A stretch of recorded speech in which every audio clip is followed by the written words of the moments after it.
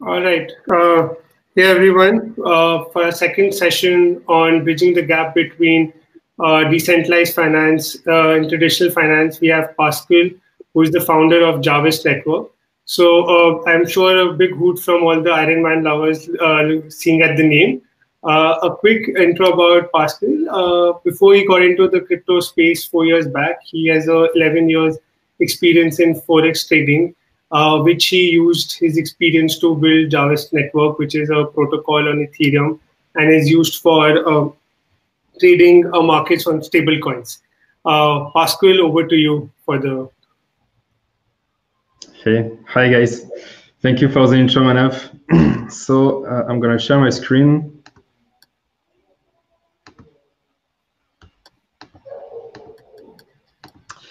And today I will want to introduce you the way synthetic assets work. First, a quick word why it's a topic that I really like. So as we have been discussed in the previous presentation, there is a lot of assets, a lot of trading and so on that are being, as of today, transact on DeFi. But one thing that I personally like a lot is to think about a world where all the assets, including stocks, commodities, and so on, and of course crypto, are on the same ledger, so on the same blockchain. And as of today, as you know, it's still a dream. Huh? A lot of teams are working on it, but it's still not concrete. And I will first explain you why it matters if we have all the assets on the same blockchain. And then I will try to explain you, to introduce you. I won't go into a lot of details. How does synthetic asset works, the pros and the cons between synthetic asset and tokenized asset. So first, my name is Pascal. I'm the founder of Jarvis Network. So actually, we work with synthetic asset, as you may guess. And I like to say that what we do, it's a set of protocols of different technology to allow anyone to trade any market with stablecoin. Okay, so first, a quick chart to show how DeFi has evolved. And remember that we are still at the beginning, and all the things that I'm going to introduce to you in this presentation are still not really happening. I mean, we are still far from unlocking the true potential of synthetic assets. So just imagine that those numbers will only grow and grow. So as of today, we have $12 billion, according to DeFi Pulse, locked in smart contracts. DeFi smart contracts. So I just wanted to stress one thing. I circled in red the beginning of the yield farming with Balancer and Compound. And as you can see, the impact of yield farming has been tremendous. And since then, what I like is that yield farming is, let's say, almost finished. I mean, okay, there are still some farm to be to invest in, but it has nothing to do with what we have lived this summer. And look at the chart; it didn't go down. So we could have feared that at the end of the yield farming, people will just withdraw their assets because there won't be all those crazy APIs to earn. But no, actually, we are still progressing. So if this chart is not bullish for DeFi, I really don't know what you need. So today I'm going to speak about this. I don't know if you see, yeah, here, the asset issuance layer. So this is a DeFi stack. So I will, of course, only speak about the Ethereum DeFi stack. So you have the settlement blockchain, which is Ethereum. And right after, you have the asset issuance layer. So MakerDAO, Yuma, Synthetix, Jarvis, or REN protocol are different protocols which are issuing assets. And then what do you do with those assets? You can trade them on the liquidity layer, so Uniswap, Curve, and so on. You can lend them on Compound or Aave. You can use insurance, crypto funds. You can invest in set protocol in some of the funds which are there. You can do margin trading. You can bet. And of course, you can ease the access of all those different protocols using aggregators like Yearn or Paraswap for the liquidity. And of course, you need a wallet like Trust Wallet or MetaMask to access all of it. And at the top of it, you need the money. You first need to buy crypto in order to enter the DeFi stack. So either you use a fiat on and off ramp like Coinbase, Ramp Network, or Wire, or you mine, you acquire crypto, and then you sell them. So as I said, today we're going to speak about the pink layer, which is, for me, as you have seen in my DeFi stack, the most important right after, of course, the settlement, which is Ethereum. So first, why do we want to put assets on the blockchain? It's to digitalize an asset. So maybe you want to have a digitalized version of your gold, of petrol, of Apple stock, or just euro. So why? First, as soon as an asset is on the blockchain, it has all the functionality, of course, of a blockchain. So traceability, with that, you know that you can track all the movements in the world. So imagine if tomorrow we have the gold, all the gold on the blockchain, then you can track all the movements, the settlement, and so on. And this allows to automate a lot of process, and it allows, of course, to save a lot of money. Fractional ownership. Today, you cannot buy 0.1 Apple stock. Some brokers allow it, some derivative products like CFDs allow it, but it's still very limited. You can't buy 0.0001. When it is on the blockchain, as you know, you can, as example, issue a token with 18 decimal representing, as example, Apple stock or gold. So it allows fractional ownership, and so it also allows easier access to investments. If you can divide one piece of gold with 18 decimal, then literally anyone on the planet with, as it was said before, an internet connection and some magic money can finally own a piece of gold or something like that. Easy and fast transfer. This, I think I don't need to expand on it. Low cost, by the way. As I said, you have a lot of automation as soon as it's on the blockchain. You don't need a lot of third party. So it means that you cut the fees a bit everywhere, and it makes the management of those assets at a very low cost. But the most important and the sexiest for me is interoperability, composability. What is it?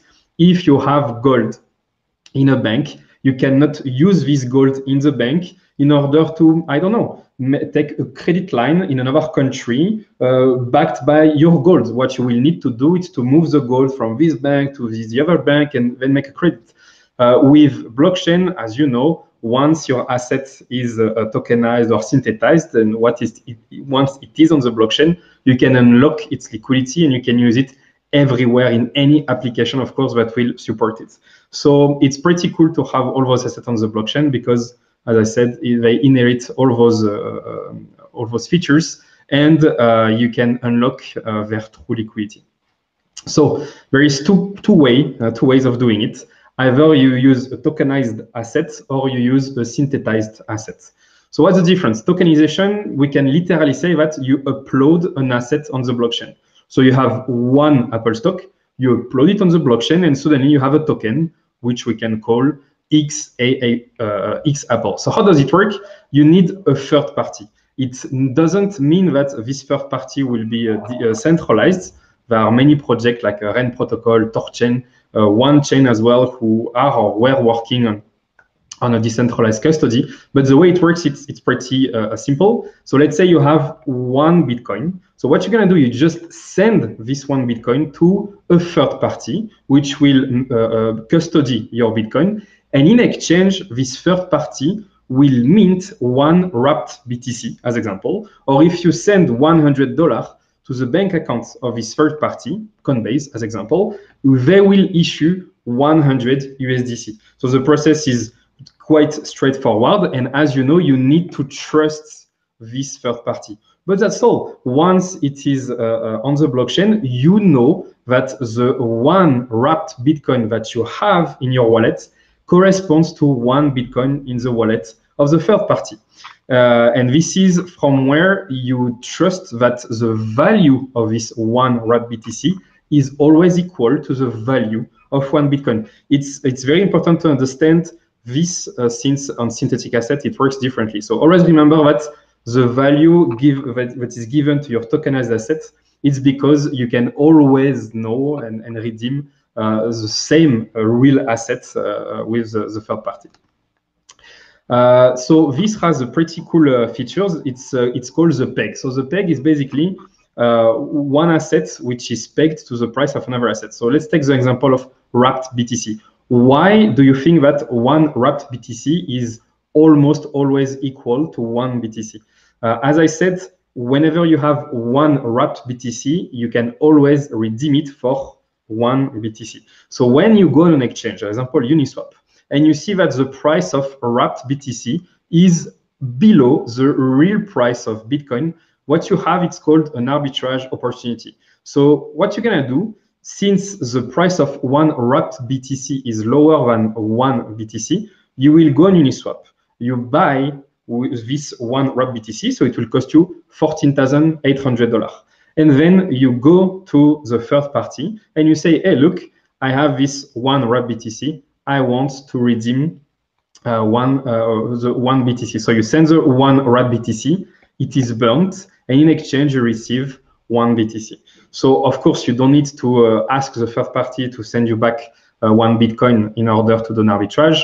Most likely you will go to another exchange where the price of Bitcoin is a bit higher, but it's just to show you the example why arbitrage works on tokenized assets. It's because the person who is buying the one wrapped BTC on Uniswap knows for sure that they can have a real Bitcoin in exchange. And this is why the peg is maintained, because you have those arbitrageurs who are constantly buying and selling wrapped BTC on exchange, centralized and decentralized, knowing that at any point in the time, they can redeem it for one Bitcoin. It was the same way for USDC as example. This is a chart of one USDC. So even though at the beginning, the peg was not very respected because it was the beginning of the project and so on, since then, what you can see is that the price of USDC is very close to $1.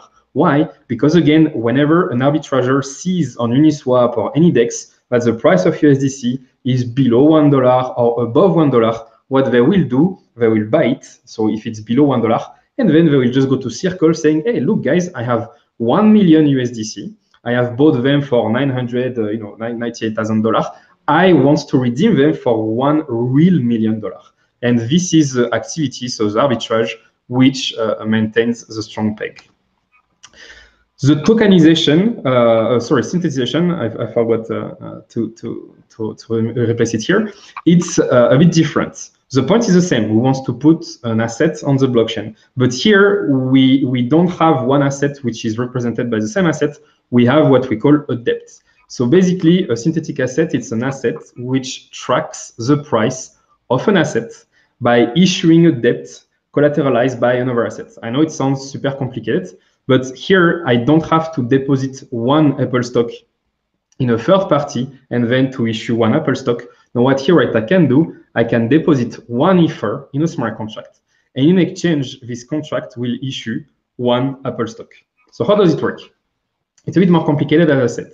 So in the tokenization, you had to trust the third party. In the synthesization, it's a bit more risky. You have to trust the code, so the code of the smart contract and so on. You have to trust the oracle. I will explain you what it is. And of course, you have to trust the value of the collateral. So as you see, there is more trust which is required, but it's only code. So basically, I could have said you have just to trust the code, while on the tokenization, most of the time it's done by a centralized entity. So you have to trust the centralized entity that they will give you back the assets and so on and so on. So how does it work? First, you deposit one Ether in a smart contract. First problem, when you tokenize, you deposit one Bitcoin and you can issue one wrapped Bitcoin. You know that 1 equals 1, a smart contract knows that 1 equals 1, so you don't need anything.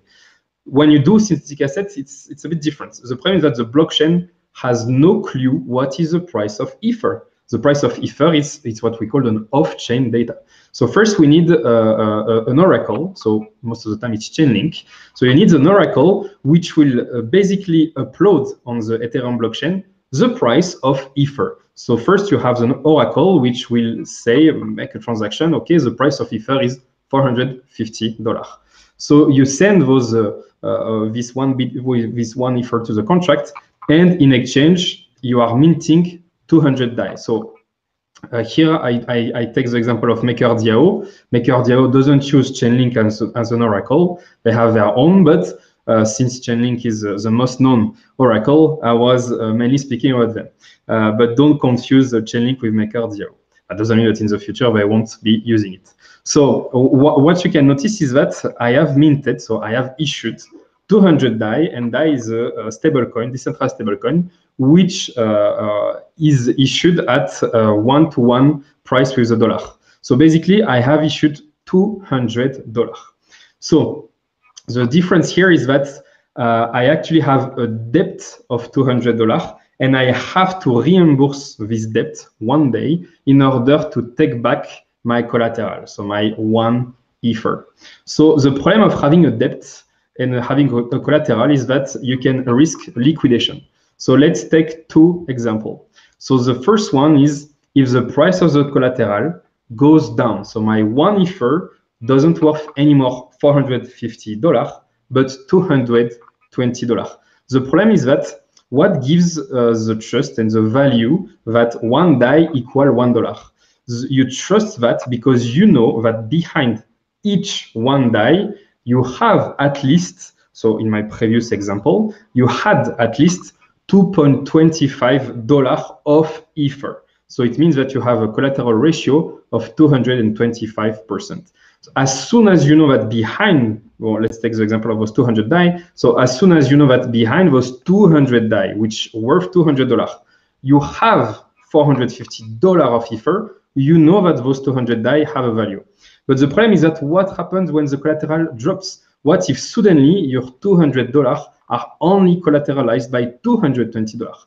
Then you may be afraid that if the price of Ether keeps going down, and let's say it goes to $180, then you finally have $200 which are backed by $180. So there is it's called what we call the fractional reserve, and of course it's quite dangerous. So to avoid that, what is cool with DeFi, as I said, you don't have you don't have let's say intermediary. You have peoples, I mean both, but most of the time liquidators who are constantly watching on the blockchain the status of the collateral of every synthetic asset. So whenever those numbers are given by Hazard, whenever the price of Ether goes to 220 USD, the liquidators, they know that the collateral ratio, so the CR, is too low, and that those 200 DAI have to be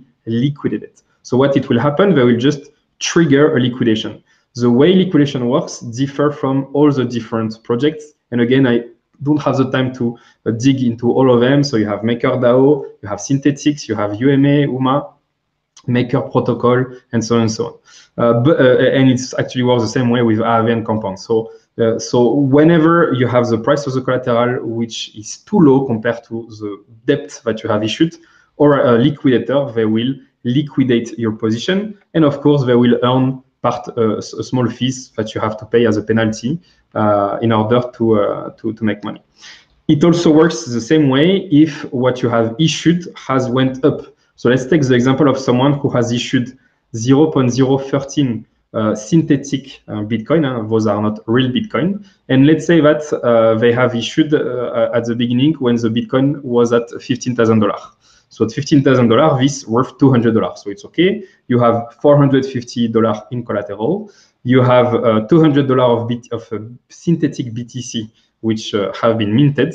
So all is okay. But suddenly the price of Bitcoin doubles, we go to 30K. So what does it mean? It means that your debt, so the amount of BTC synthesized that didn't change, but the value changed, goes to $400. So the problem is that here you have your collateral ratio, which starts to be too low, because is the same as when the collateral was going down, the ratio was going down. Here, if the price of the debt goes up, your collateral ratio goes down as well. So here again, you have liquidator who comes and they will liquidate your position. So what does it mean? It means that a synthetic asset, if the price of the collateral goes down, or if the price of the asset that you have minted goes up, in a moment, there will be a point where there will be a liquidation. So this is, let's say, a bad user experience, because it means that you cannot hold forever a synthetic asset, unless, of course, every time the price goes down of the collateral or the price goes up of the synthetic asset, you add more collateral in order to have a collateral ratio which is high enough. So there is another problem with synthetic assets. It's that it's very complicated to maintain a peg when it is a synthetic asset. Why? Remember that if you go on Uniswap and you buy one USDC, you can go to Circle and you can exchange this one USDC against $1, even though it's not you who have minted this USDC. So this is why anyone can become an arbitrager using tokenized asset, and this is why tokenized asset maintain their peg. It's not true for synthetic asset. If I am minting 200 DAI, and then I put those 200 DAI, I don't know, in Uniswap, I sell them, someone else may buy them. If you buy my 200 DAI, the problem is that you are not me, so you won't be able to redeem the collateral, so the Ether, which are backing those 200 DAI. And because of that, the people don't have the same mechanism with tokenized assets to do the arbitrage. So why does the price is still stable? It's because if you buy my DAI, let's say you bought it at 98 cents, you know that in a moment, me, the one who has issued the DAI, I will be forced to buy back my DAI from the market in order to redeem my Ether. Maybe because the price of Ether goes down and I need to repay my debt, so I will be forced to buy back my DAI, or just maybe because I just want to have my ETH back.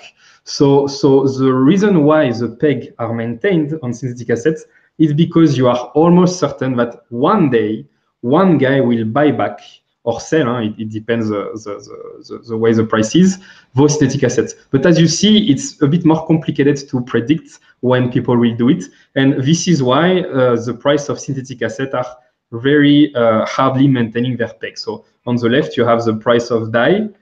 This is $1. So as you see, it's very rarely around $1. And here you have the price of SUSD, which is a bit more stable. I mean, it's not that more stable. It's just because there is difference of scale. But if I would have zoomed, you would have seen that actually the price is not at its peg. So this is a big problem because it's as soon as you don't have a stable coin which maintains its peg, it's a bit more complicated to think how we can use it in the future to use those stable coin for trading. Example, if you have a trading account in DAI, what is annoying is that you may have make profit, but if the DAI has lost or won 5 or 6%, your performance is decreased or increased by also 5 or 6%. When you want to, when you send $100 from your bank account, as example, using Wire to acquire a DAI, you won't get 100 DAI. It's very annoying. You will get maybe 98 or or 90, 97. So this is why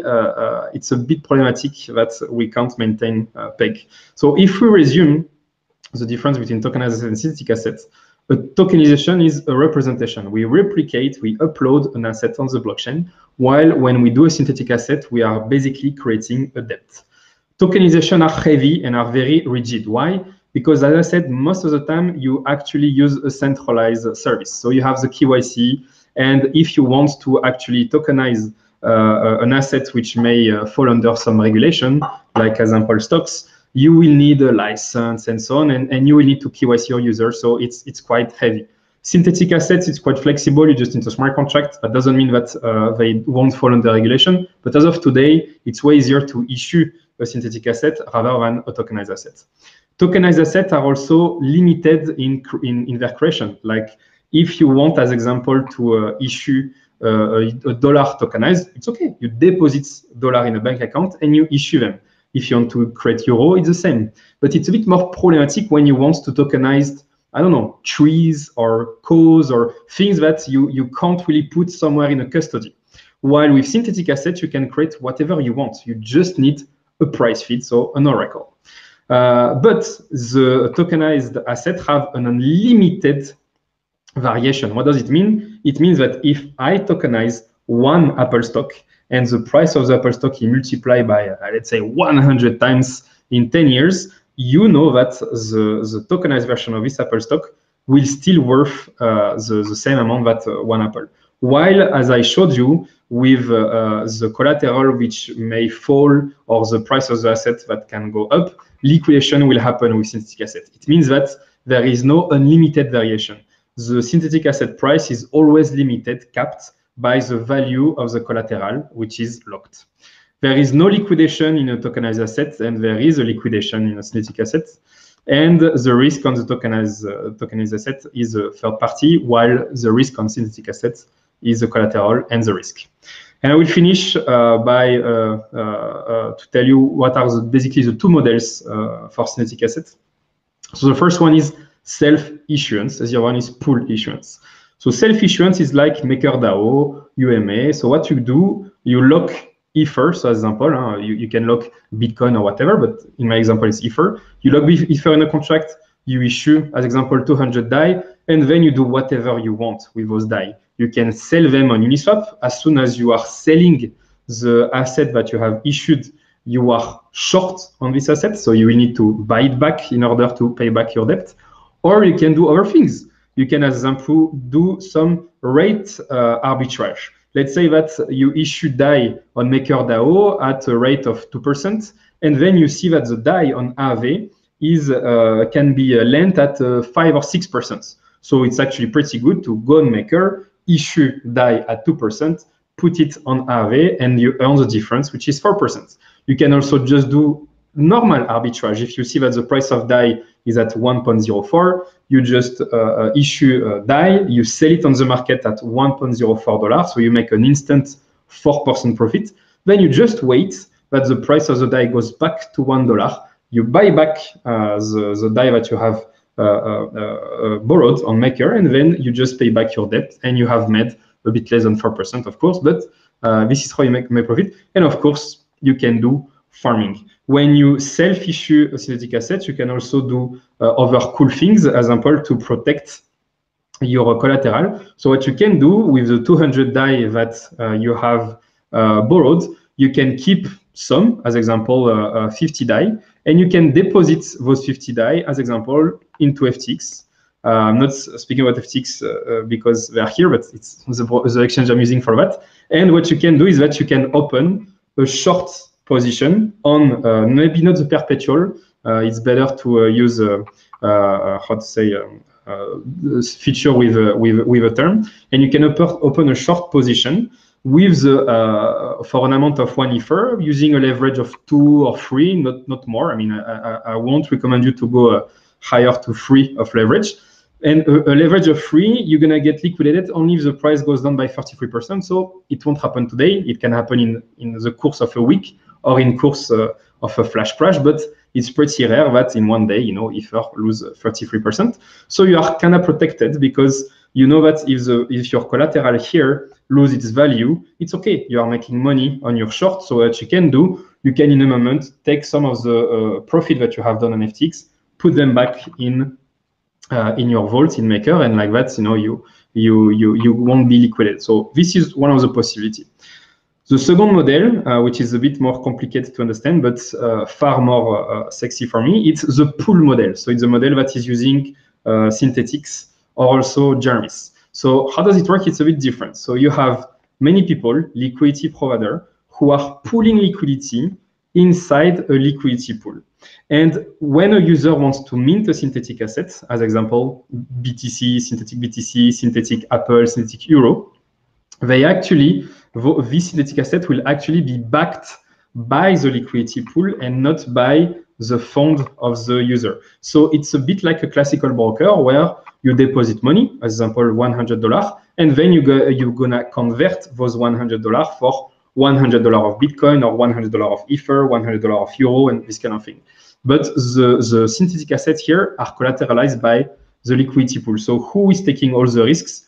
The liquidity provider. It's them who are bearing the risk of the liquidation and this kind of thing. So of course, liquidity provider, they are actually short while you are long. So it means that if the price of Bitcoin goes up, they will lose money. And if the price of Bitcoin goes down, they will win money. And of course, you will lose money.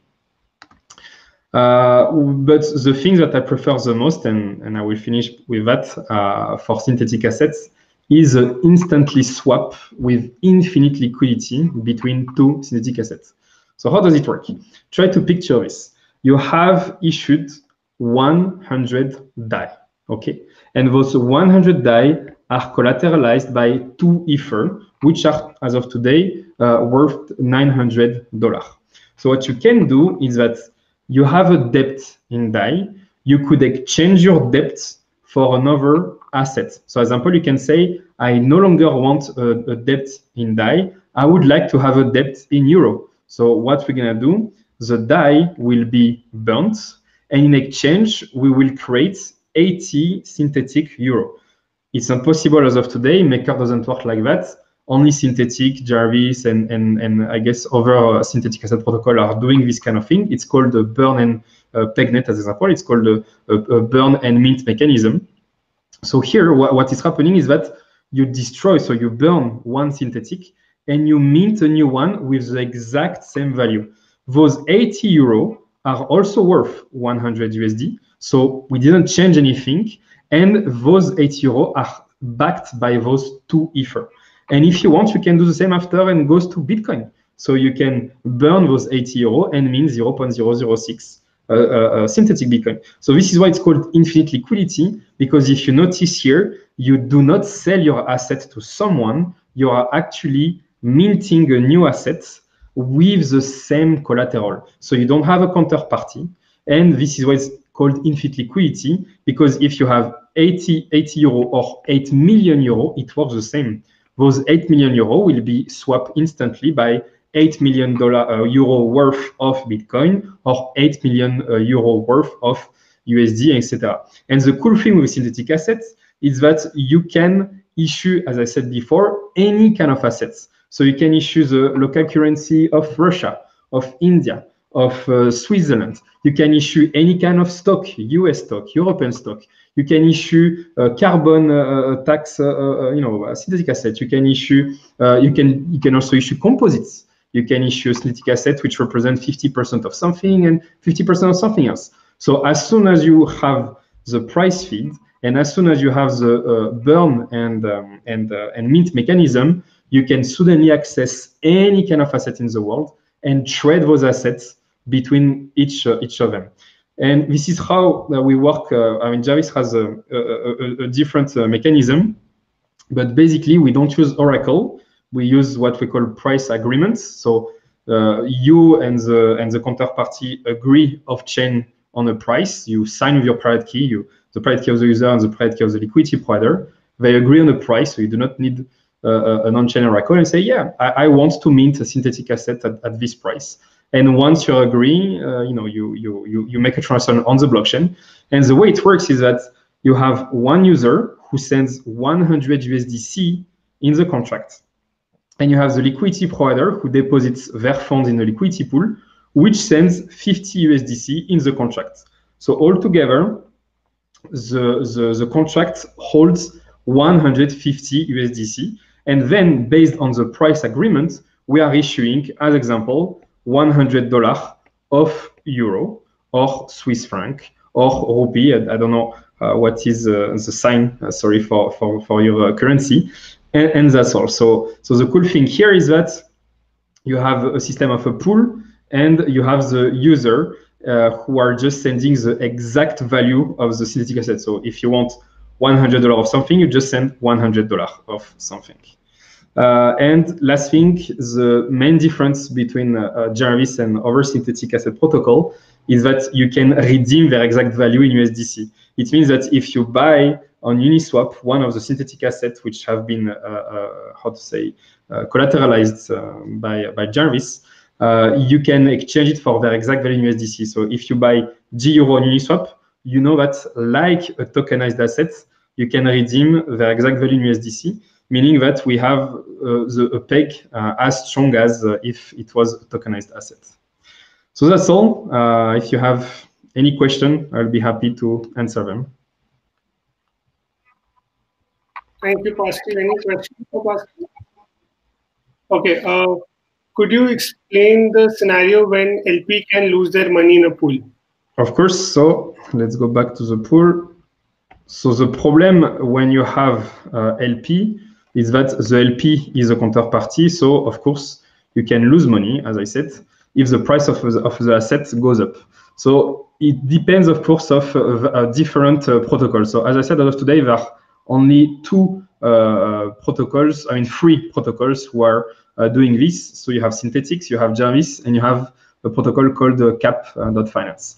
So whenever the price of Bitcoin goes up, the collateral ratio of the liquidity pool goes down. And exactly in the same way, when you self-issue an asset and your collateral ratio is going down and you have liquidators who will liquidate your position, here it works the same way. So for Jarvis and Synthetix, you have a liquidation. For Synthetix, the liquidation happens when your collateral ratio is at 200%, and you have, I think it's 7 or 14 days to fix it before you get liquidated. In Jarvis, it depends. Now we mainly work with fiat currency. So if the collateral ratio goes below 120%, you are going to be liquidated. So what is happening when you are getting liquidated? There is no incidence for the user. The user still holds their Bitcoin. It's just that, or euro as example, the liquidator will have, for the case of Jarvis example, like for Aave Compound, will have to buy from the market or to mint euros, an amount of euro that they want to liquidate, and then they will just liquidate the collateral of the liquidity provider. So the liquidity provider will lose their money. So when you provide liquidity in a pool, most of the time, either you are a savvy liquidity provider or you are not. And if you are a savvy liquidity provider, most of the time, you use a broker or an exchange in order to hedge your risk. So when you provide liquidity on SNX, if you check the synth which are minted, most of the time it's SBTC and SBTH. It's really, let's say, I think maybe 80% of the assets which are minted.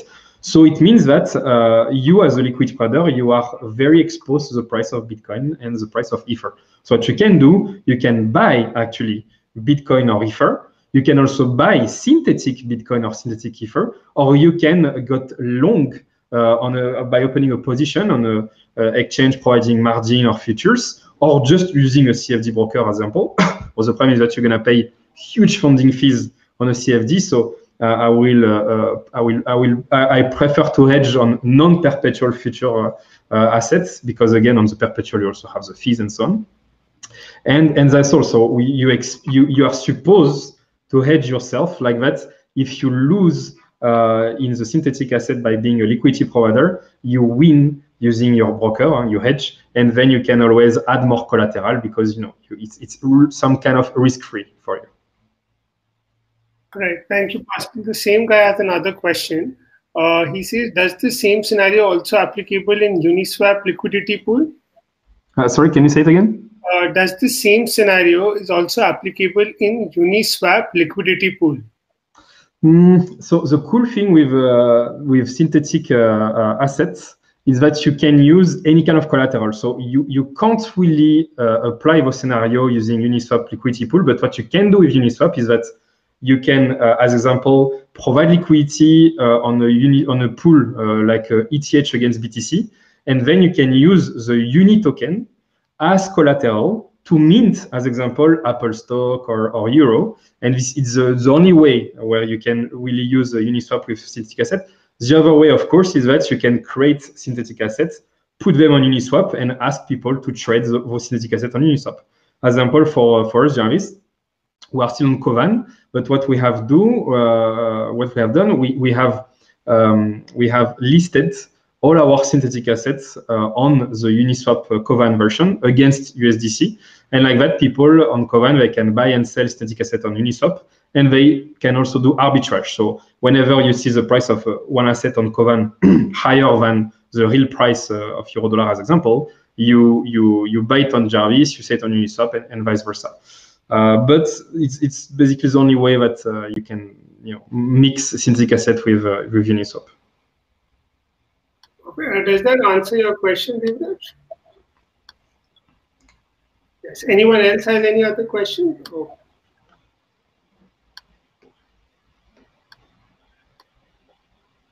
Yes, perfect. Anyone else has any questions? Perfect. All right. Thank you, Pascal. Thank you, guys. Thank you. See you after.